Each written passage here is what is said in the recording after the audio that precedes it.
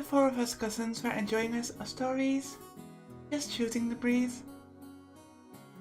Anyway, there were both girls and guys here. Plus, we had people over a wide spread of ages, adult, high school, and elementary school. Even if we just talked about our own lives, the other three kept listening attentively. なんかやっと馴染んできたぜ。ジェシカもマリアも6年前からは想像もつかないくらい成長しちまったからよ。正直なところ少しだけ違和感を持ってたんだが、こうして話をしているうちに中身はあの頃から何も変わってないことが分かったぜ。I was hoping that I could hear some of those stories. That would be nice. 同じ言葉を返してやるよ。バートラだって6年ぶりだってのに全然変わってねえぜ。図体がいくらでかくなっても中身は相変わらずお子様だってことだな。マリアもお子様。マリアもお子様。マリアだっていつまでもお子様じゃねえぞ。お子様から可愛いお姫様に成長してくんだからな。そうしたらまな板みてえな胸もすぐジェシカ並みになるぞ。そしたら揉ませてくれよ、約束だぞ。 How about... no? 揉ませる。 Oh god. 約束する。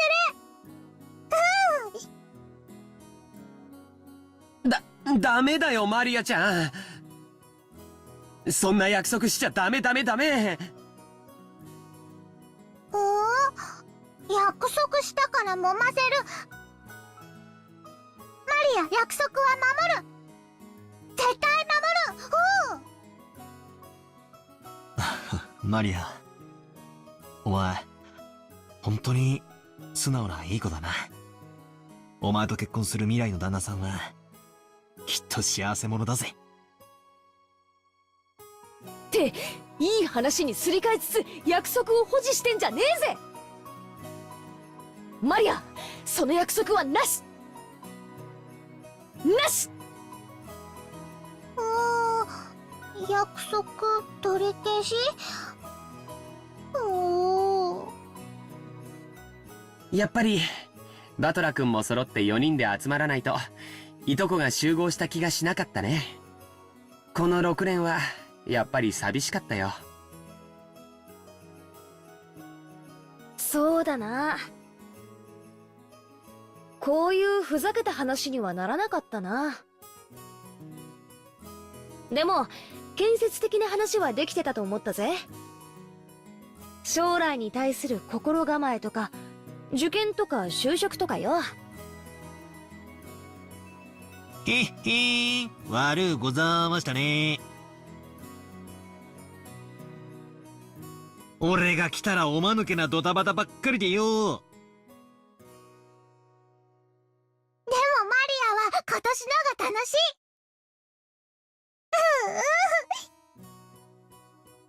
そうだね、僕も同感。今年が一番楽しいよ。Well, the more they are talking about, oh, this year is so much fun. Oh, I can't wait till everyone is together. Everyone is so nice of each other. The more they push that into my face, the more I think it will be all turned on its head at some point.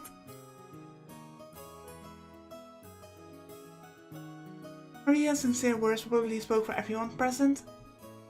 George and he stroked Maria's head, and she giggled like a happy kitten.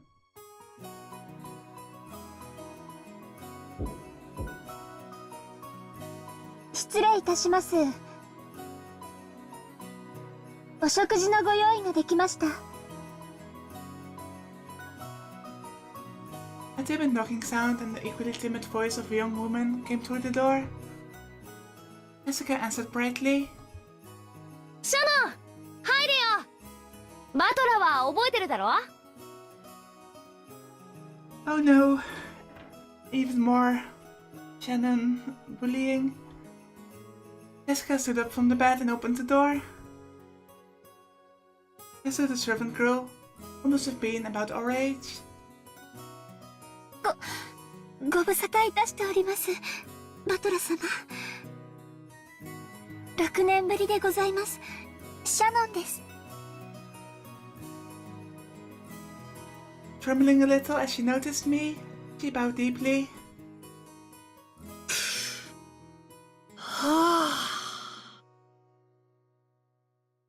Let me guess. Just some tits remark incoming. ジェシカにも驚かされたが、シャノンちゃんにも驚かされたぜ。But Shannon is so cute, don't bully her. あんたもすっかり美人になったじゃねえのよ。もったいないお言葉、強烈に存じます。しかしよ、この島じゃよっぽど食事の栄養価が高いんじゃねえのか？何を食ってどこを鍛えたらそんなにでっかいお胸になるんだか。ジェシカとどっちがでけえかちょいと触って確かめさせてもらうぜ。Oh god! Battler's face!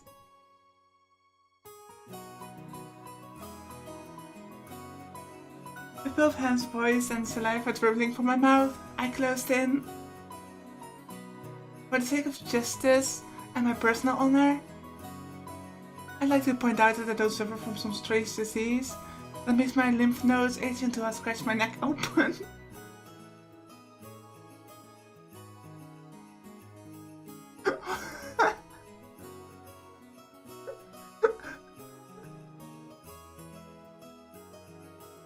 Oh, what kind of...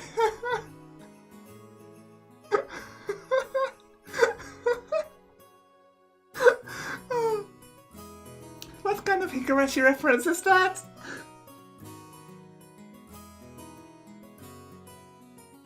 I'd like to point out that I don't suffer from some strange disease that makes my lymph nodes itch until I scratch my neck open, which can only be prevented by fondling breasts. This is just Battler-style method of communication. If I slowly close in on her like this, odds are 8 or 9 out of 10 that I get slapped or clobbered right. So, I can use this Battler-sama original technique to spark a gag like that and break the ice. Well, it also means I really do get to touch them on that 1 in 10 chance though, right? Like that will ever happen. At that point, my hands were less than a centimeter away from Shannon-chan's boobs. But the counter-strike yet to come. Well, if he is about to get punched, then I expect Jessica to punch him. She blushed and lowered her head in embarrassment when she realized what was going on. But she just stood there with both hands politely joined in front of her, not even trying to resist or cover her breasts. Hey, I wasn't planning on this. Please hit me right now, or I'm seriously gonna... Which is why I was glad that Jessica chose that time to drive her elbow into the back of my head.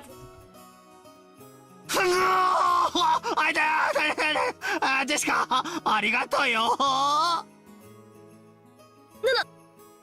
んで私が感謝されんだ？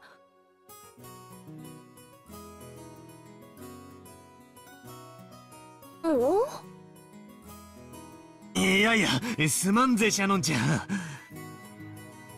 魅力的な胸に思わず吸着されそうになっちまった。つうか、さすがにあの間合いまで来たら犯罪確定だろ。ダメだぜ、抵抗しなきゃよ。ですけど、バトラ様は大切なお客様ですし。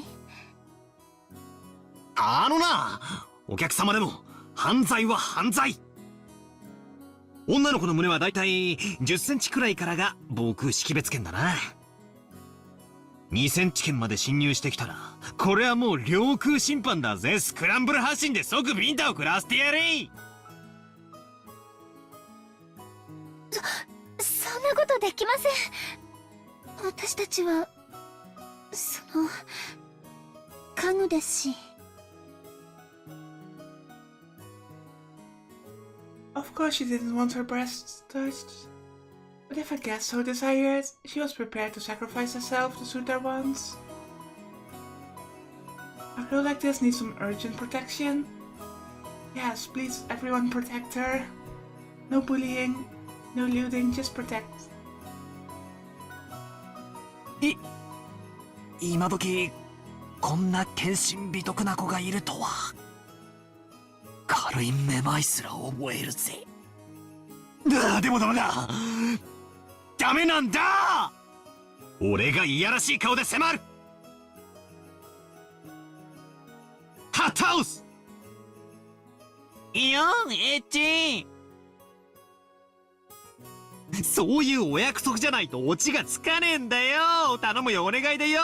俺をひっぱたいてくれよ。Punchline. こうバチンとバチンと。お願いは聞けません。家具ですから。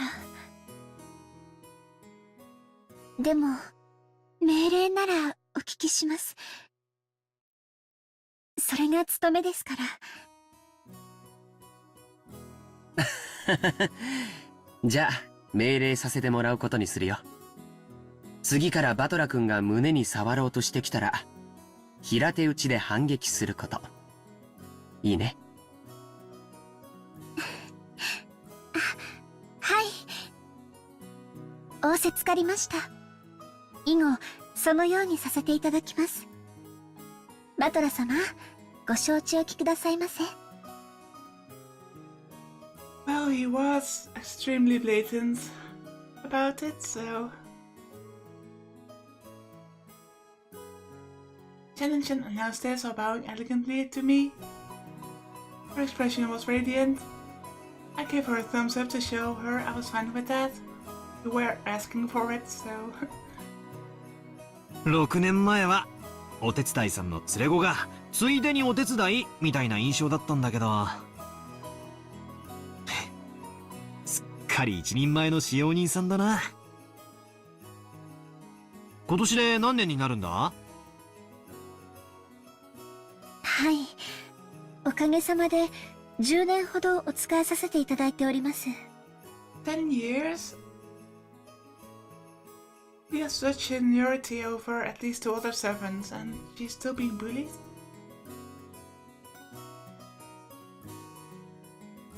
Maybe that's just her personality, but he's no bully.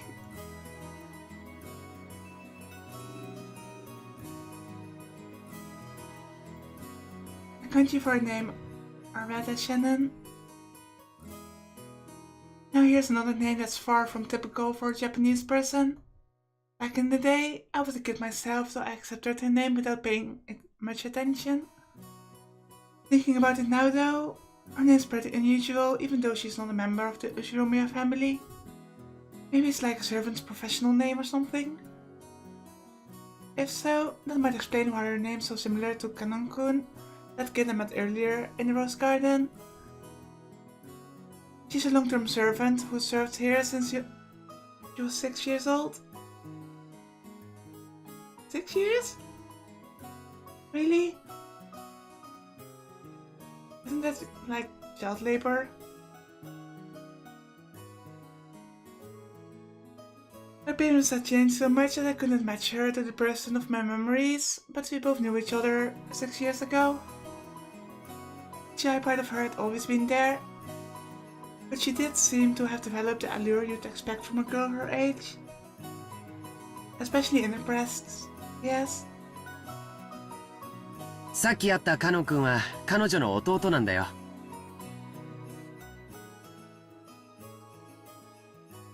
Oh, I did not catch that they were related. 弟というわけでは。Oh, never mind. でも、私のことを姉と慕ってくれます。何か失礼なことはしませんでしたか？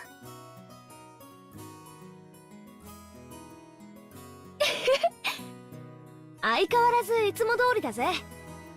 もうちょっと愛想よくすればいいのによ。もったいないやつ。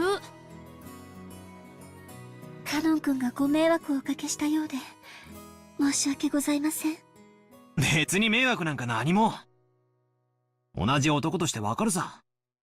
ありゃ気難しい年頃だ。愛想が悪いのは当たり前だぜ。マリアもよく言われる。愛想悪いって言われる。カノンと一緒。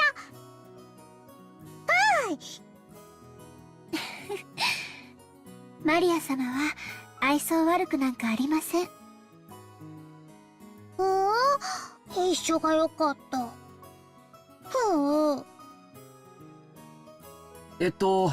食事の準備ができたんだっけ？ If it was a hot meal, then it's probably cold by now. はい。失礼いたしました。お食事のご用意が整いましたので、皆様をお屋敷へご案内いたします。Shannon bowed again formally and returned to her duty mode. She realized that if he made her stick around for any more light conversation, it would actually make it harder for her to do her job. We got up off her butts to avoid interfering with her work any further. じゃあ、お屋敷に行こうか。みんなもお腹が空いてたところでしょ。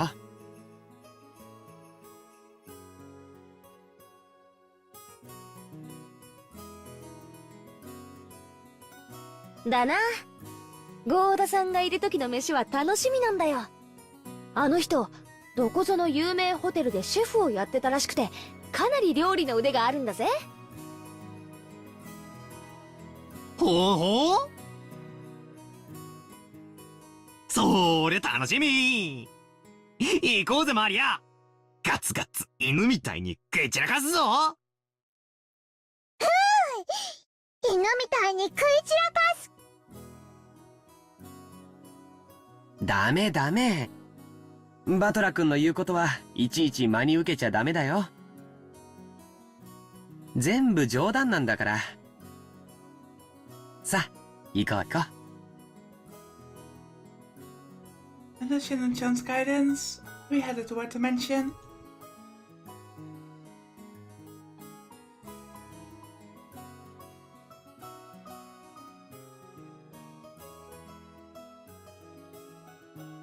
Met once again by the magnificent rose garden, we continued onward, as the intimidating mansion of the Ushiomiya head family came into view. It had apparently been built shortly after the war, so you could feel the dignity of almost half-century hanging about it. The building was gorgeous on the surface, but old as it was. Equipment such as its AC and heating were apparently quite frail. According to Jessica, Midwinter was especially tough. What with all the drafts? Have these people ever heard of a kotatsu?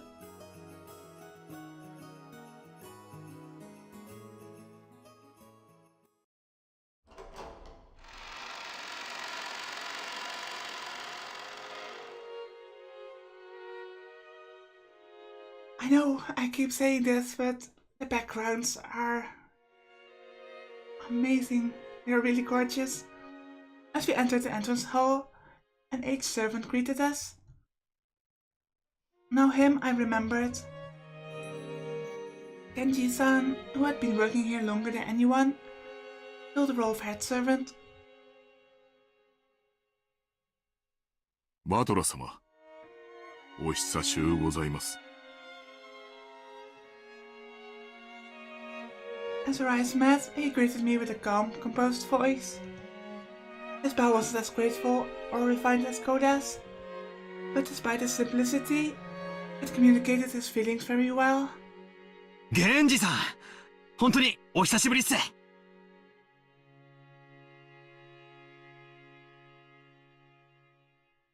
お元気そうですね。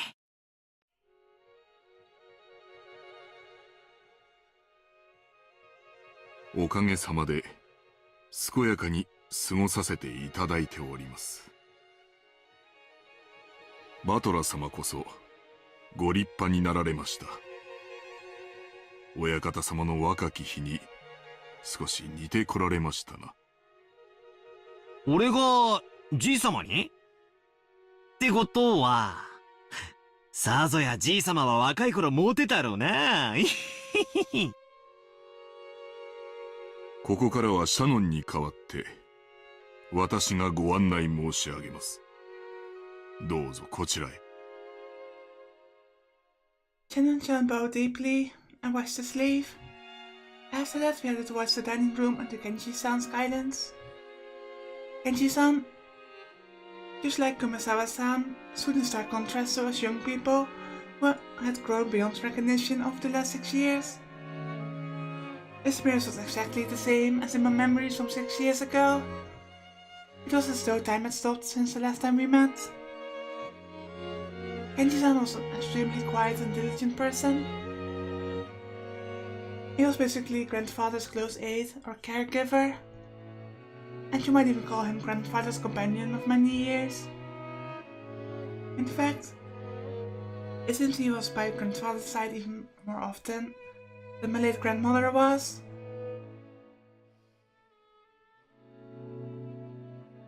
According to Jessica, grandfather trusted him more than any of his blood relatives.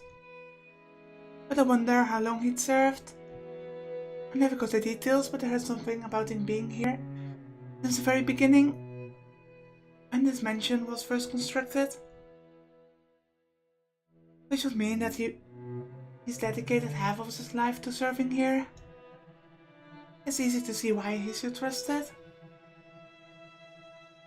As we passed through the massive hall that extended up to the second story of the mansion, with no separating floor, I spotted something that had existed in my memory of 6 years ago.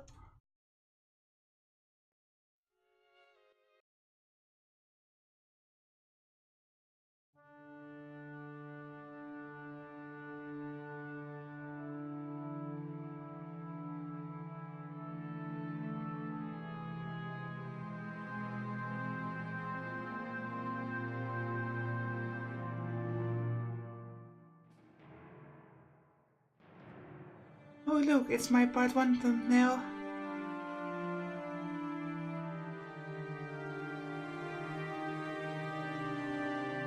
It was an awfully big portrait hanging right in front of the stairs that rose to the second floor.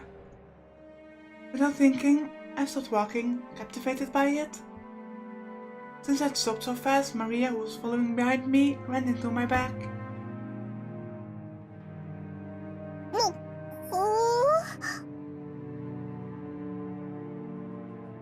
I'm sure that Butler was hoping that Jessica was walking behind him right now. ああ、悪い。なあ、ジェシカ。あんな絵、前はあったっけ？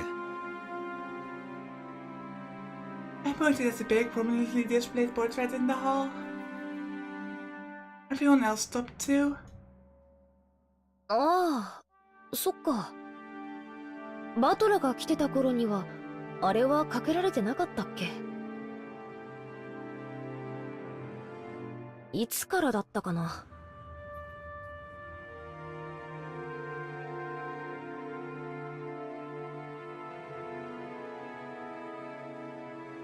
When I look at it portrait and I see the orange lines on her bottom half,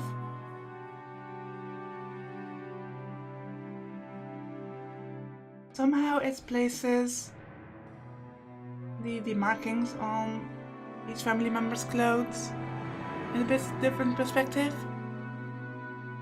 Now I don't know what this contract was,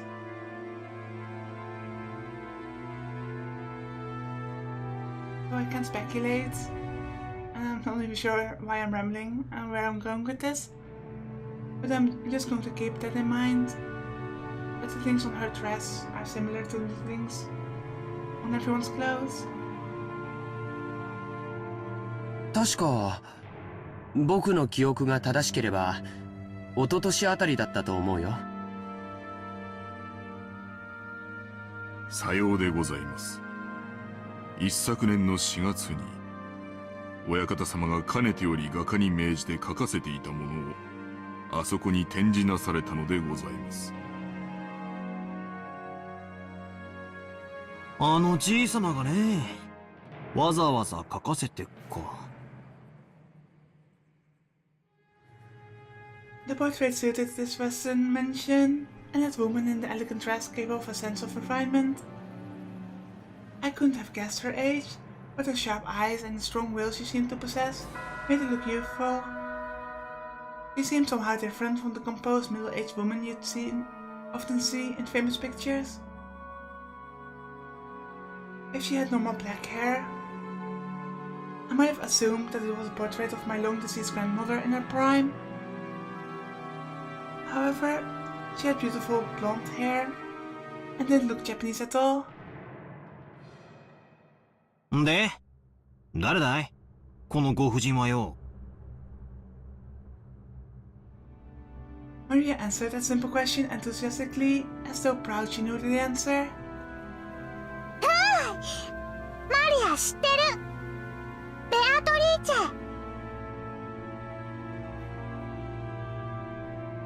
So she's the Beatrice that the old grandfather was was yelling for in the prologue. で、なんだって？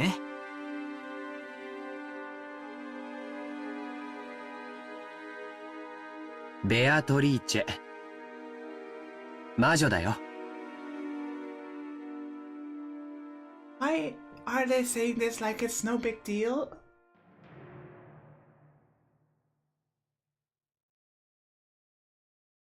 I mean, since the prologue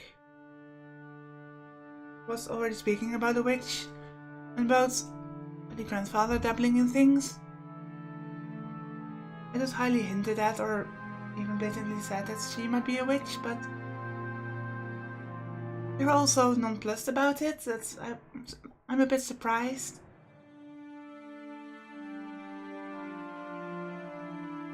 バトラ君は昔聞かされたことない？魔女？って、この島の？ I think I already said this, but Rokkenjima is a small island, only 10 kilometers in circumference. However, that's actually pretty massive, considering that only the Shiromia family lives here. So only the harbor and the area around the mansion were set up to be lived in. Beyond that, the island remained as untouched as when it was uninhabited.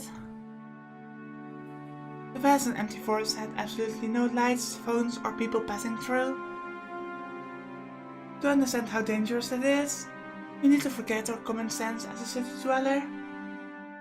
After all, if you happen to fall down a hole in the depths of the forest and sprain your ankle, no one would come save you, no matter how much you cried or screamed.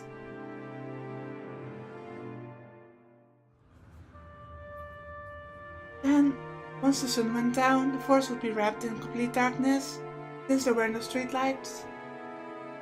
And since there were no signs, it would be easy to get lost and confused, losing your sense of direction inside the dark forest.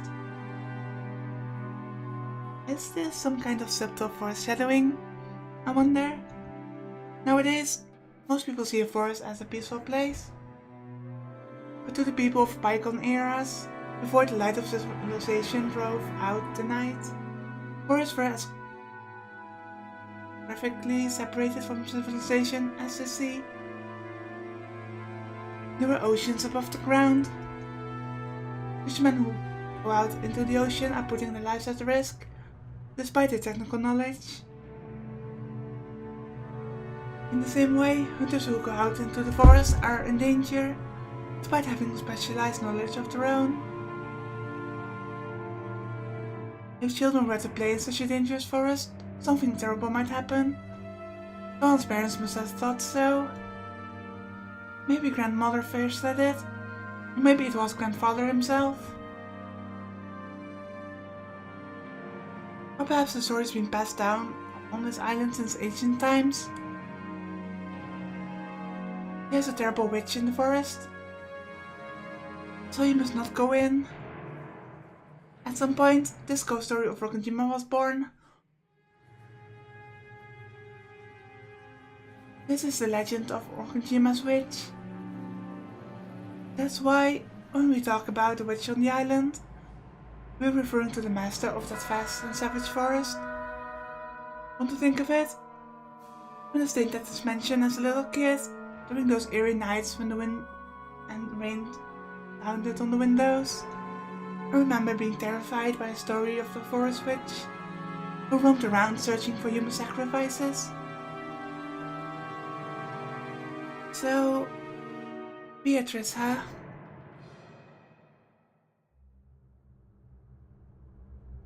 When Aniki mentioned it, I searched my memory and was sure I recalled hearing a name like that when I was little. なるほどな。しかし、あの魔女伝説の魔女にベアトリーチェなんておしゃれな名前がついてたとはとんと忘れてたぜ。じいさまめ、孫たちが信じないもんだからわざわざ絵に描きやがったか？じいさまの妄想の中の魔女だよ。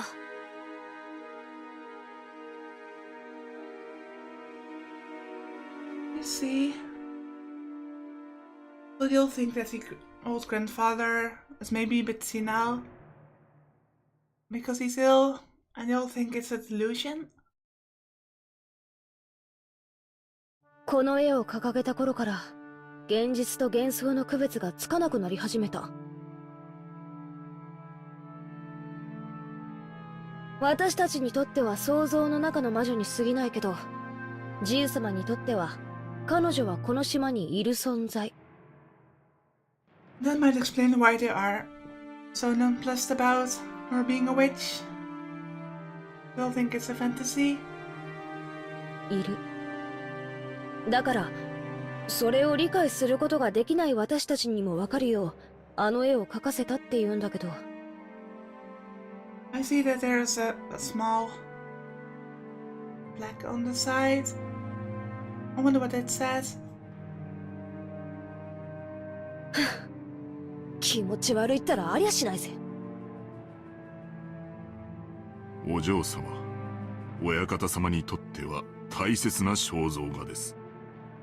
親方様の前でそのようにおっしゃられることがございませんよう固くお願い申し上げます。分かってるぜ。頼まれても言わねえよ。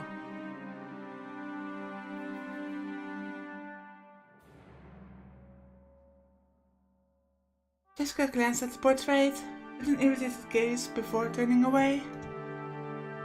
行こうよ。食堂にみんなを待たせてるよ。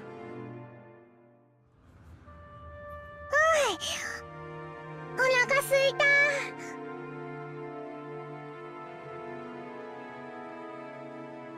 Only a small portion of this island was controlled by the Ushiromia family.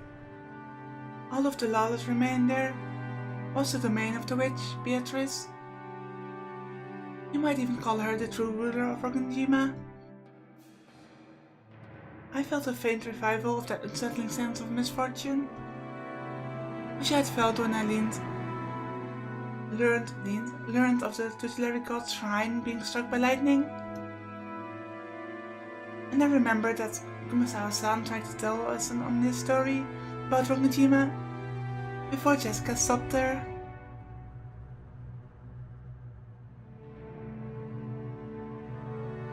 I don't know what she's planning to tell us about this island, but I do know one thing. It isn't the Ushiromia family that rules Rokkenjima. It's the witch Beatrice. That's right. After all, this is the witch's island. バトラー。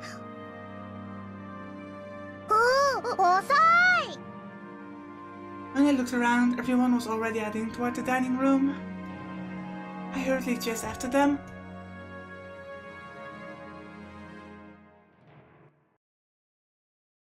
We walked up to the huge double doors that led to the dining room. Kenji-san knocked. お子様方をお連れいたしました。失礼いたします。The doors were opened and we were invited inside.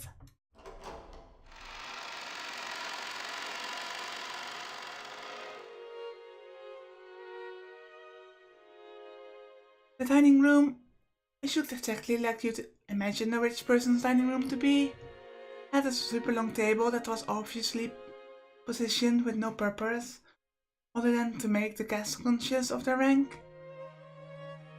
Our parents were already sitting in accordance with that ordering. 遅えぞガキども。早く席につけよ。The old bastard pressed us to sit.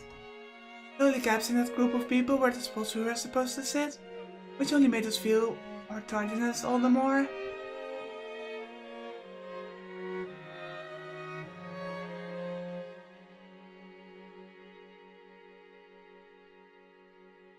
The seat at the head of the table, called the incipient chair, was for the most highly ranked, reserved for grandfather. It was still empty. He probably wanted to show up last for dramatic effect.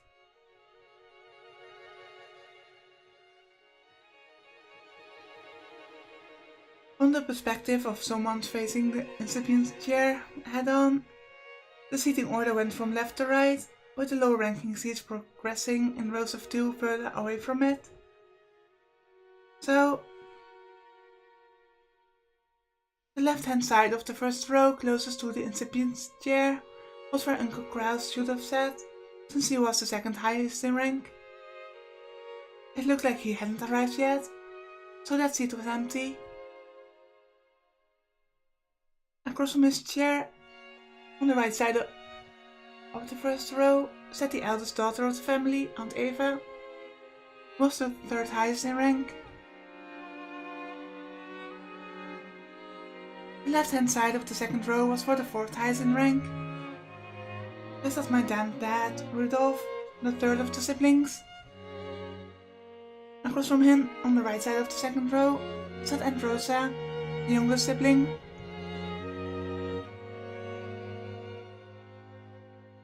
At this point, you might expect the husbands and wives to come next. But no, the left-hand seat in the third row, rank number 6, belonged to Jessica. Opposite her was George Aniki. I sat next to Jessica, and Maria sat across from me. Then, finally, next to me on the left-hand side of the fifth row, sat Aunt Natsui, the 10th highest in rank. I mean, if it's inheritance-wise, maybe.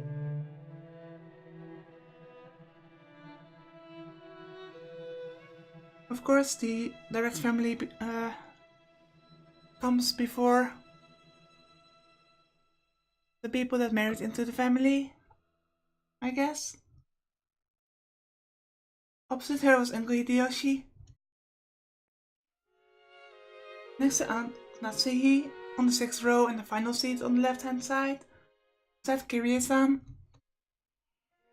The seat opposite to Kirie-san was empty, even though silverware had been set there and everything. According to this ranking system, that spot was where Aunt Rosa's husband should be sitting. Even though he wasn't supposed to be coming, this place was made up. Normally, ranking systems of this sort give spouses equal positions as their partners, but the Uchiromuya family system was unique.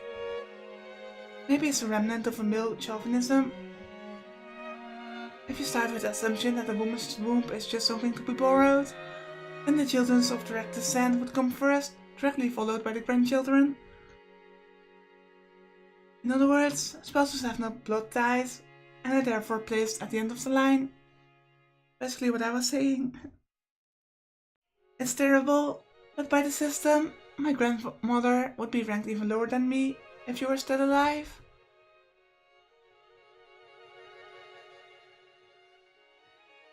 In their youth, they obey their father. As they get married, their husband. After aging, the children. There's an old saying, women have no home in any realm. Long ago, when I was still incapable of figuring all of this out, I thought it was so great that we could all chat in our little groups, adult siblings with adult siblings, and cousins with cousins. However, now that I can re-examine the seating order after growing up a bit, it stirs up some very complicated feelings in me. A Nazi who was married to the eldest son, and was the de facto number 2 in managing this family, sat to my right, which meant that she was 2 steps lower than me in the ranking order. It was hard to imagine what might be going on inside her heart. That's why I made a small apologetic gesture towards her before sitting down. お久しぶりですね、バトラ君。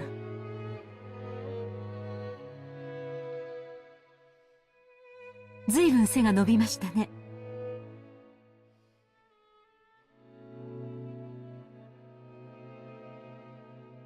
ああ、はい。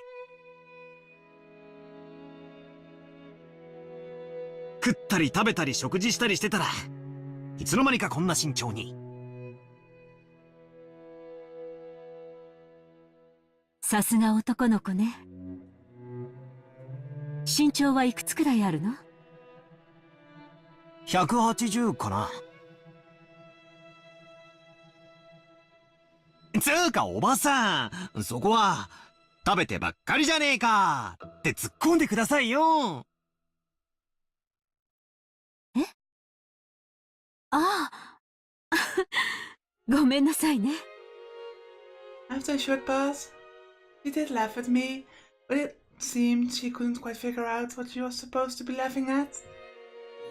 This woman is Aunt Natsui. She's the wife of the eldest son of the family, meaning she's my father's older brother's wife.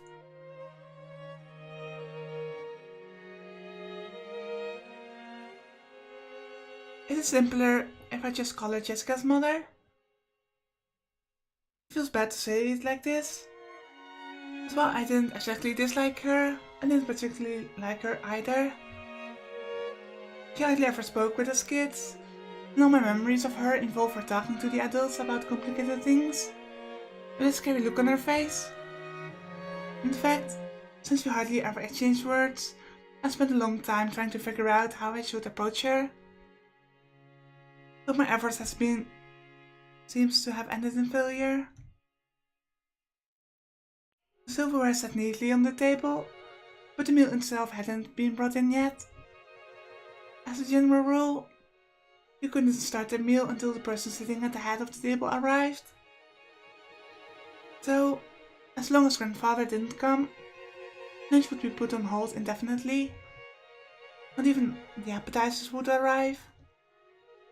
Simply put, the silence in this room was caused by our parents enduring their hunger while they waited for grandfather to arrive. However, the grandfather from my memories would always show up on time to meals like this. He was the kind of person who would never be so late that it kept everyone waiting, especially after the entire group had arrived. 遅えな、じいさま。I mean, Kraus is not here either, so maybe they're discussing something. 俺の記憶じゃ時間に厳格な人だったと思うんだけどな。まあ、6年前はそうだったかもな。最近はそうでもねえよ。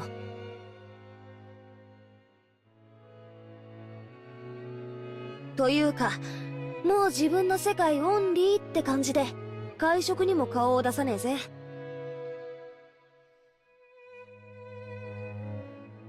さすがに今日くらいは足並みを揃えてくれるって思ってたんだけどな。まあ、私は来ない方が気楽で嬉しいけどよ。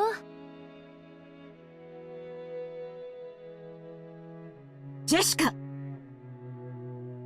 When the mother scolded her, Jessica stuck her tongue out and looked away. No way around it. Might as well wait until our host arrives. When I glanced at the clock, I saw that it was almost 12:20, or 20 minutes past 12.